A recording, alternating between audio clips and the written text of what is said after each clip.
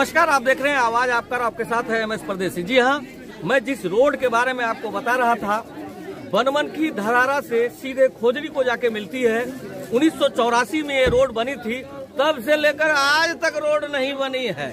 इसका आपको हम एक सीधा साधा उदाहरण दे रहे हैं कि आज भी एक आदमी का एक्सीडेंट हुआ है। सवाल ये बनता है कि बिहार सरकार में सुशासन बाबू तो कहते हैं कि रोड का जलवा बिछा दिए हैं, लेकिन क्या आए दिन पर डे एक्सीडेंट की घटना सामने आ रही है, लेकिन सरकार सोई हुई है। यहाँ के सारे नेतागण चुप हैं। वोटवा लेने के लिए तो एनी टाइम दरवाजे पर घुसल रहता है कि हम है ही कर देंगे, लेकिन रोज आए दिन पर डे यहाँ के ग्रामीण, यहाँ के बासिंदा परेशान हो रहे हैं। लोग आने जाने वाले आपस में टक्कर लगा रहे हैं, लोग मर रहे हैं, लेकिन सरकार चैन की नींद सो रही है।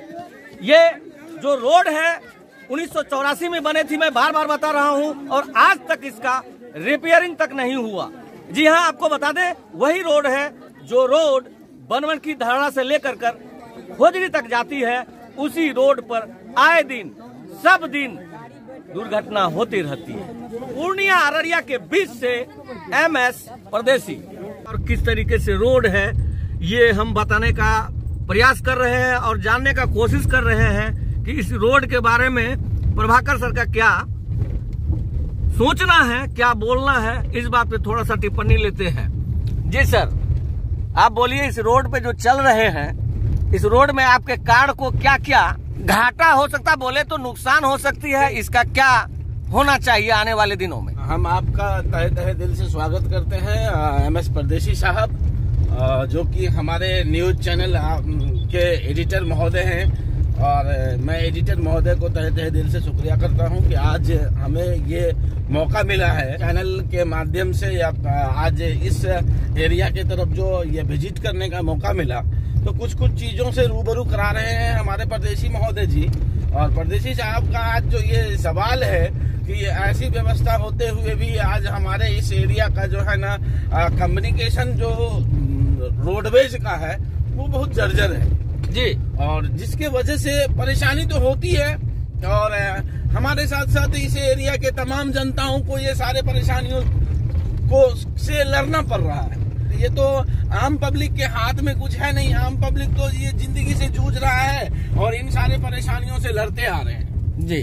तो हम चाहेंगे न्यूज चैनल के माध्यम से हमारे सरकार तक ये सारी बातें जाए, और थोड़ा सा इस कम्युनिकेशन, इस एरिया को भी थोड़ा सा सरकार अगर ध्यान दे तो लगेगा कि नहीं, इस एरिया का भी बहुत बड़ा विकास हो सकता है। और ये मुख्य मार्ग अगर कहा जाए तो अगर ये रानीगंज अररिया डिस्ट्रिक्ट से लेकर के बनमनखी पूर्णिया को जोड़ने वाली मुख्य सड़क के रूप में बहुत शॉर्टकट एक रास्ता है, जो बहुत सारी आबादी को, ये दोनों ही डिस्ट्रिक्ट को बहुत अच्छे तरीके से जोड़ती है। और ये बीचों बीच एक रास्ता गई हुई है जो कि बनमनखी से रानीगंज होते हुए अररिया डिस्ट्रिक्ट को ये कवर करती है। लेकिन सर, बीच में हम ये कहना चाहूंगा कि चूंकि अभी पूरे भारत में रोड की जाल, अगर बोला जाए तो रोड की जाल सब बन रही है और हर जगह रोड भी बन रही है, लेकिन ये जो चूंकि इसमें लग रहा है कि सीमाओं का कुछ पड़हार हो रहा है, एक तरफ पूर्णिया और एक तरफ अररिया, इसके वजह से शायद ये रोड नहीं बन रही है।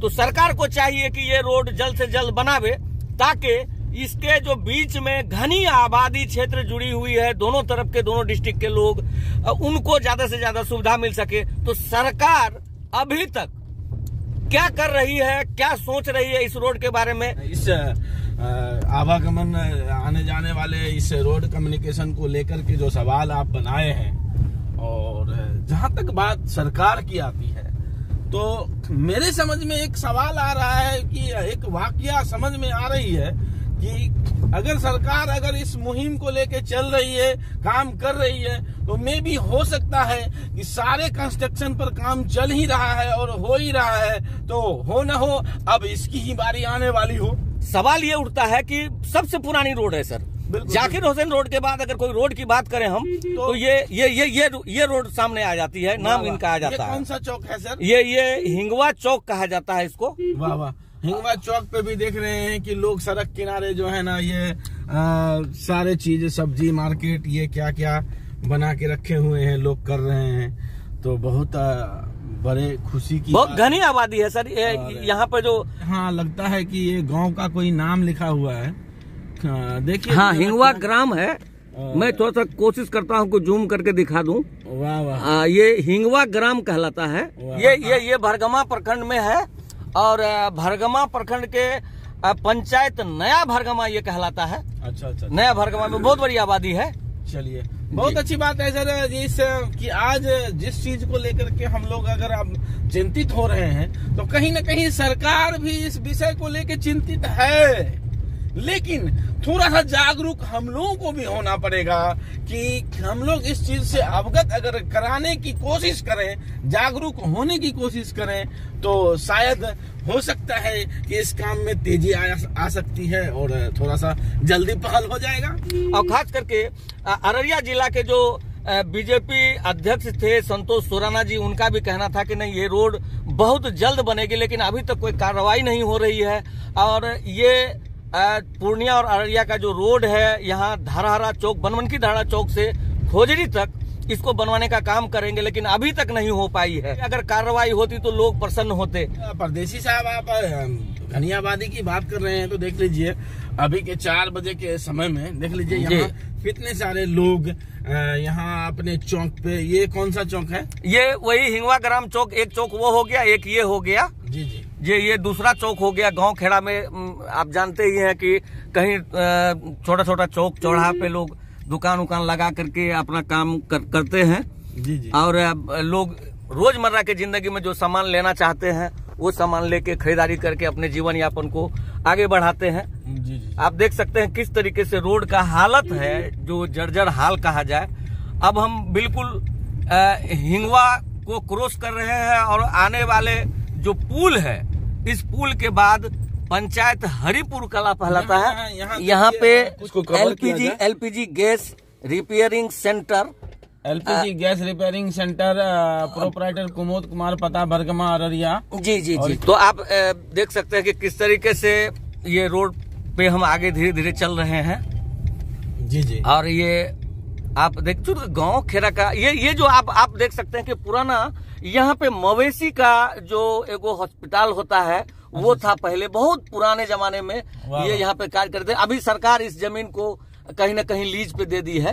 अब है क्या कि हम लोग अपेक्षा करेंगे हम आम पब्लिक के लिए के तरफ से, और साथ साथ हम चैनल के माध्यम से और हमारे चैनल एडिटर महोदय MS परदेसी साहब के भी तरफ से ये पूर्ण रूपेण सरकार की तरफ से अपेक्षा चाहेंगे सरकार हमारे इस एरिया को भी पूर्ण रूपेण ध्यान दे और हमारा भी इस विकास की घड़ी में विकास का कुछ नजारा नजर आए, जिससे कि ये क्षेत्र भी अच्छे विकास की ओर जा सकते हैं। जी बहुत बहुत धन्यवाद के बारे में। चूंकि रोड का हालत आप देख सकते हैं किस तरीके से जर्जर है, और ये रोड हम ये समझ रहे हैं कि जब से बोला जाए कि 1984 के बाद से ये रोड बनी नहीं है, और कभी न कभी रिपेयरिंग के नाम पे पैसा उठाव हो जाती है, लेकिन रोड वैसा कि वैसा ही रहता है। चलिए आइए मैं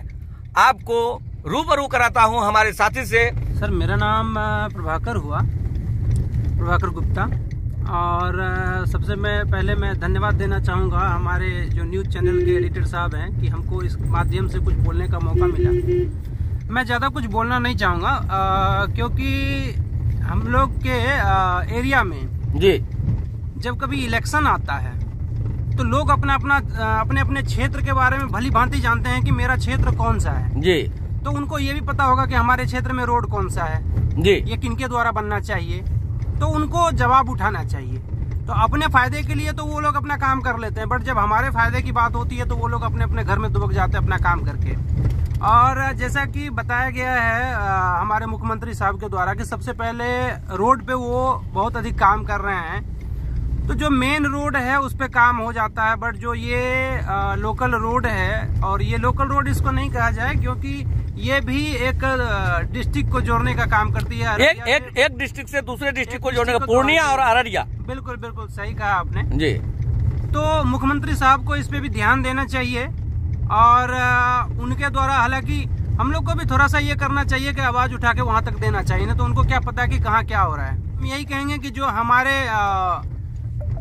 इस कंस्ट्रक्शन जिनके द्वारा करवाया जा रहा हो या जिनके द्वारा होता हो, हमें मतलब राजनीति में उतना ज्यादा नॉलेज है नहीं, बट मैं ये चाहूंगा कि मतलब जो भी कंस्ट्रक्शन, रोड का कंस्ट्रक्शन जिनके हाथों में दिया जाता है, तो लोकल जो नेता होते जैसे मुखिया जी हो गए या एमएलए साहब हो गए, तो उनको तो भली भांति पता होगा कि ये किनके अधिकार क्षेत्र में आता है, तो उनको इस पे जवाब लेके इन पे ध्यान दे के अपना काम करवाना चाहिए।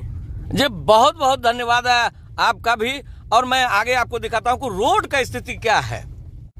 आप देख सकते हैं कि किस तरीके से रोड का हालत, अगर आप वो मैं जूम करके दिखाऊं, आप बिल्कुल अच्छी तरीके से देख सकते हैं कि किस तरीके से रोड का हालात है। और ये समझिए कि हम अगर मोटरसाइकिल से जा रहे हो, साइकिल से जा रहे हो, तो इस पे क्या गति, क्या हो सकता है, कितना एक्सीडेंट हो सकती है, ये सारा चीज आपको समझना होगा। और ये रोड जो है, ये रोड, ये समझिए कि आप किस तरीके से देख सकते हैं कि ये रोड को बनना बहुत जरूरी है। और खास करके मैं जो हमारे मंत्री हैं, जो रोड के हमारे सरकारी अफसरान हैं, उनसे कहना चाहेंगे कि कम से कम इस रोड के ऊपर ध्यान दें। अब मैं सीधे बिल्कुल इन करने वाला हूं हरिपुर कला जो पंचायत है, उस पंचायत के छोटा सा गांव, और इधर इससे सीधे पूरब में पूरा हरिपुर कला पंचायत है, और यहाँ पे मुखिया जी का घर भी है। इस रोड का आगे क्या होना है। हरिपुर कला भरगमा से MS परदेसी।